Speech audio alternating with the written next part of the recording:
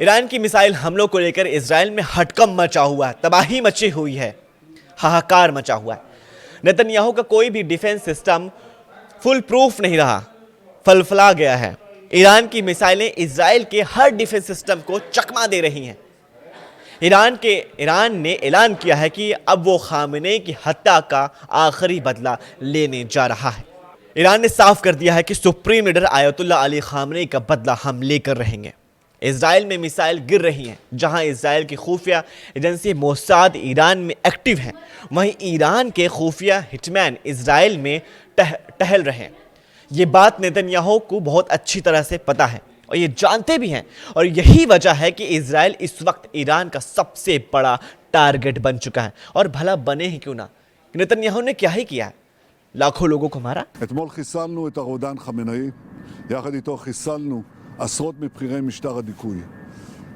כוחותינו הולמים עכשיו בלב טהרן בעוצמות הולכות וגוברות, וזה רק ילך ויתגבר עוד יותר במהלך הימים הקרובים. ועם זאת, אלה ימים כואבים.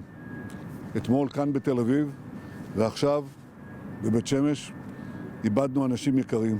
Iran के हमले बता रहे हैं कि उसकी मिसाइल लगातार तैयार है। ईरान पर हर हमले का मुंह तोड़ जवाब दिया जाएगा। इजराइल के शहर ऐसे ही दहल रहे हैं, चाहे वो तेल अवीव हो, हाइफा हो या फिर कोई और मिलिट्री अड्डा।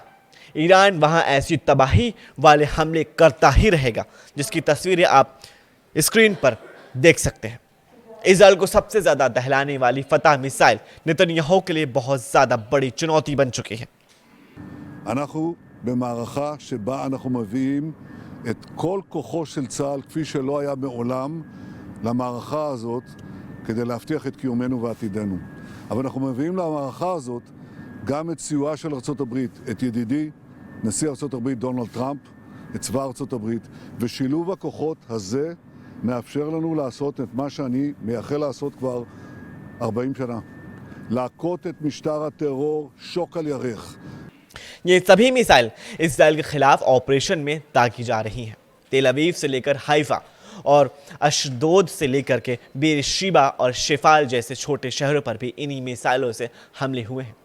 इसलिए ईरान के कमांडर जो वार्निंग दे रहे हैं, जो उसे इजराइल के बिल्कुल भी हल्के में नहीं ले सकता है। ईरान के मिसाइल गोदाम लगातार एक्टिव हैं, उसके लॉन्च पैड लगातार रिलोड किए जा रहे हैं, जिसमें सबसे ज़्यादा खतरनाक है ईरान की फतह मिसाइल। ईरान में ऐसे दो सिस्टम तैनात हैं, लेकिन क्या ये काफ़ी ज़्यादा साबित हुए हैं, काफ़ी ज़्यादा सही साबित हुए हैं? बल्कि बिल्कुल नहीं।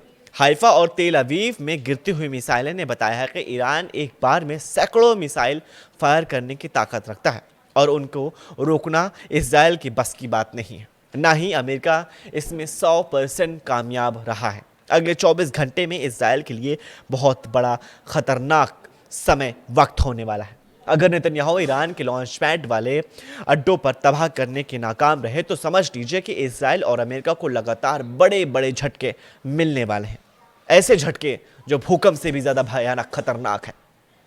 ईरान से युद्ध को लेकर अमेरिका और इजराइल को ऐसे सिग्नल लगातार मिल रहे हैं। वहीं एक एडवाइजरी में अमेरिकी दूतावास ने कहा कि हम इस समय इजराइल से निकलने वाले अमेरिकियों को निकालने या सीधे मदद करने की स्थिति में नहीं है। साथ ही इजरायली अधिकारियों ने दावा किया है कि वैकल्पिक यात्रा विकल्पों की जानकारी भी दी गई है। उधर इजरायली पर्यटन मंत्री ने 2 मार्च से टाबा बॉर्डर क्रॉसिंग तक शटल सेवा शुरू कर दी है। इस शटल सेवा का इस्तेमाल करने वाले अमेरिकियों को मंत्रालय के निकासी फॉर्म के जरिए रजिस्ट्रेशन कराना होगा। अमेरिकी दूतावास ने इस शटल सेवा से पल्ला झाड़ लिया है। दूतावास ने स्पष्ट किया कि वो शटल विकल्प को समर्थन या विरोध नहीं करता। एडवाइजरी में यह भी कहा गया है कि अमेरिकी दूतावास इजरायली पर्यटन मंत्रालय की शटल सेवा के लिए कोई सिफारिश हाँ या ना नहीं कर सकता है। अगर इस विकल्प से निकलने का फैसला करते हैं, तो अमेरिकी रक्षा आपकी सुरक्षा की गारंटी नहीं दे सकता है। यानी अमेरिका खुद अपने नागरिकों की सुरक्षा की गारंटी नहीं दे रहा है, जो लोग वहां पे फंसे हुए हैं। ये जानकारी उन लोगों के लिए दी गई है जो इजराइल छोड़ने की योजना बना रहे हैं।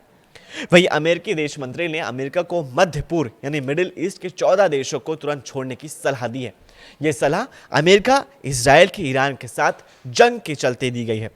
अमेरिकी विदेश मंत्रालय ने कहा कि नीचे दिए गए देशों में उपलब्ध परिवहन के जरिए अब निकल जाइए, क्योंकि गंभीर सुरक्षा जोखिम हो सकता है। ये बात काउंसलर मामलों की सहायक सचिव मोरा नामदार ने सोशल मीडिया पोस्ट में लिखी है। अब किन किन देशों से निकलने के लिए सलाह दी गई है? बहरीन, मिस्र, इराक, ईरान, इजराइल और फिलिस्तीन, जॉर्डन, कुवैत, लेबनान, ओमान और कतर और सऊदी अरब, सीरिया, संयुक्त अरब अमीरात और यमन इसमें शामिल है। इस वीडियो को ज़्यादा से ज़्यादा लाइक कीजिए, अपने फैमिली और व्हाट्सएप ग्रुप में शेयर कीजिए और नीचे दिए गए कमेंट्स में हमें अपनी राय ज़रूर शेयर कीजिए। हम फिर मिलेंगे एक नई खबर के साथ, तब तक के लिए शुक्रिया।